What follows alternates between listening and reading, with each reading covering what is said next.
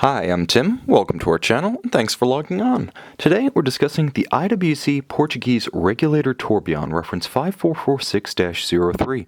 You can see this 100-piece limited edition in white gold on our website.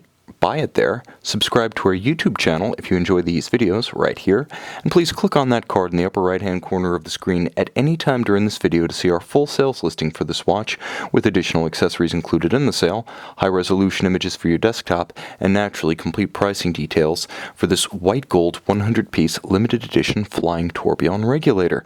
Now the watch you see on my wrist was a 2009 limited series of, you guessed it, 100 pieces.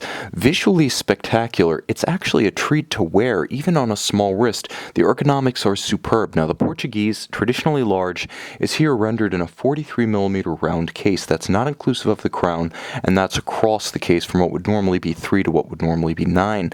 It's fairly slim, however, considering the flying tourbillon.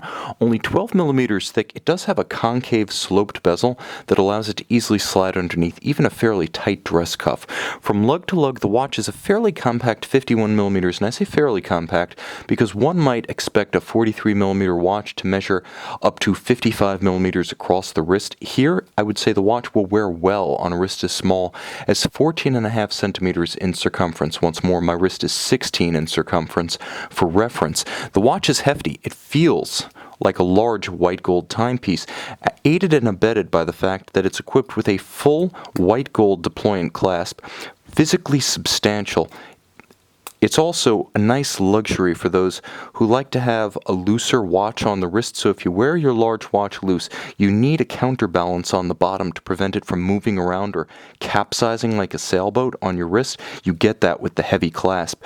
The strap is of very high quality. It's a medium brown alligator leather on top with a monotone stitch, minimal bolstering but some down the center, and folded edges. On the underside, supple calf skin in dark brown for souplesse against the skin. You can see that the case is beautifully finished. First of all, it's nuanced, with a gorgeous contrast between the bezel, the case back, and the satin finished case band horizontally. The lugs are sweet, short, and they downturn rather dramatically as they exit the case flank. You can see how the moment they exit the flank of the case, they turn almost 90 degrees straight downward. That allows the watch to wear well on a smaller wrist. More visual mass is pared back by the use of a concave bezel, which trims the appearance of the watch and adds considerable elegance.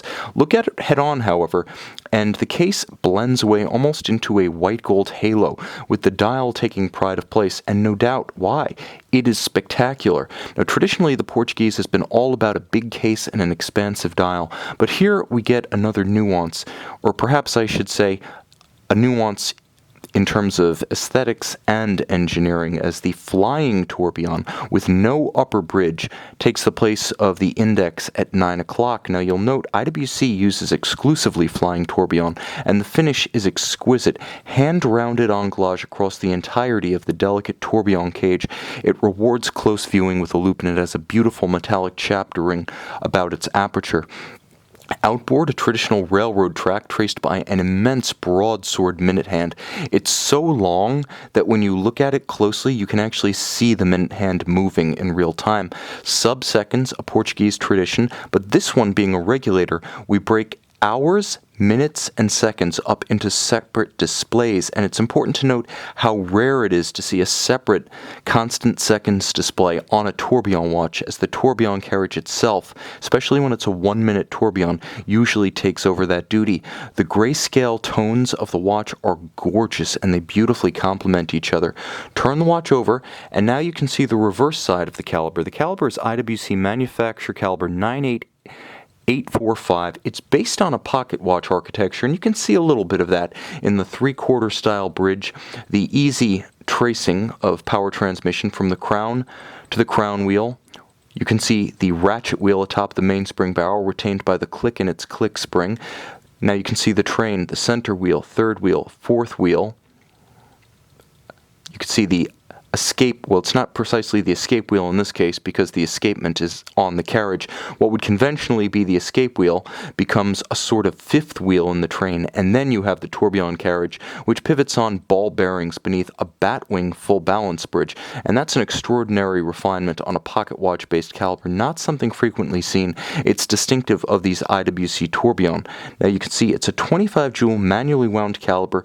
Despite the tourbillon and the remarkable amount of energy it draws, the watch still has a robust 54-hour power reserve when fully wound. This is an extraordinary watch on many levels. IWC Grand Complications are a distinct minority of the company's production.